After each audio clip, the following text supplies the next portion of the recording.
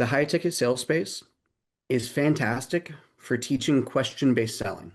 Like almost every single sales trainer in the high ticket space is decent at teaching how to sell through asking questions, which is a great way to sell.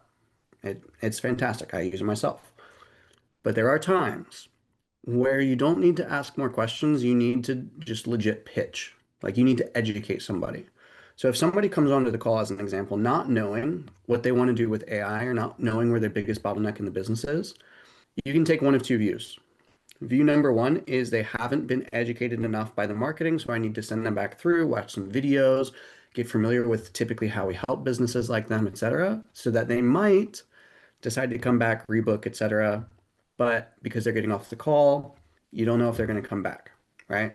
Like you can hope, you can pray, but that doesn't usually make for a very good or consistent sales career or lots of money. So option number two, in my opinion, is to be able to do the marketing yourself as a salesperson, AKA selling, like real old school selling the thing. What this might look like for that example, Jordan, is I would say, okay, well, just knowing some of the other people that we've worked with, here are some typical ways that people are using AI in order to really alleviate problems and time suck within their business. So person number one wants to achieve a bigger and better goal, but they don't necessarily have the time for it. So they just automate the things that are taking most of their time in order to then push the throughput a little bit further in order to achieve the goal. So for example, in marketing, if it takes you X amount of time in order to generate ad creatives, as an example, you know that ad creatives need to be rotated within a business pretty frequently, especially nowadays with Meta's updates. Then if it takes you a lot of time to do that, then why not just offload that to AI? And they're probably going to end up being better. Let's be real, because I don't know, do you have a background in visual design? Probably not. Claude does. It's been trained on it like all day, every day. You probably don't want to sit there all day and analyze what ads are fatiguing versus which ones are working. Claude's been trained on that. Like that's it. It does that.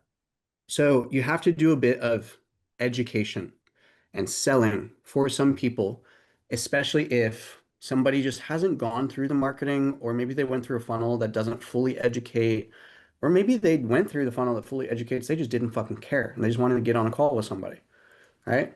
Like that's me. I'll just hop on a call with somebody. I will wait to hop on a call until I'm like basically sold, and then I don't give a shit about any of the marketing funnel or anything. I just want to hop on a call with somebody so they can tell me this chick and I'll just buy.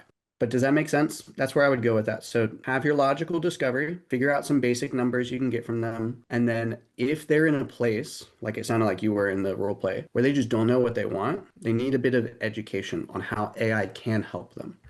Because clearly they're sold enough to hop on a call, right? They're sold enough on just the hype alone. So if they can also clearly see how it'll help their business and like how you would recommend it helps them, that's often why a lot of people hop on calls anyways. They just want a little help to figure out if this can actually work for them, and if so, how, especially business owners. Last thing that I'll say with this, and this is a good just kind of mental frame for you to take in life and business itself as well, is the idea of throughput is essentially just how much restriction there is on the output of something. So I should say it's the opposite. It's like how little restriction there is on the output of something. So there's two numbers involved with throughput. There's the output and there's the work it takes to get it. So if you think of this as output is your commissions and sales. If you want to make 20K a month, but then the restrictor is, let's say, how many hours you work. So if we increase throughput, there's two ways to do it. You can say, I'm going to put in the same 40 hours a week, but make more somehow through the offer, through getting better at your sales skills, etc. Another way to increase throughput is to decrease the work that you put in and get more output. So like, again, working on a better offer, getting better sales skills, etc. So you can either raise the output or you can decrease the work it takes to get it. So if you just think through that, Jordan, for your people that you're on sales calls with, that's what they care about. That's all they care about. That's why they're interested in AI, is to either increase the output from their business with the same amount of work and or just reduce the amount of input and get the same level of output.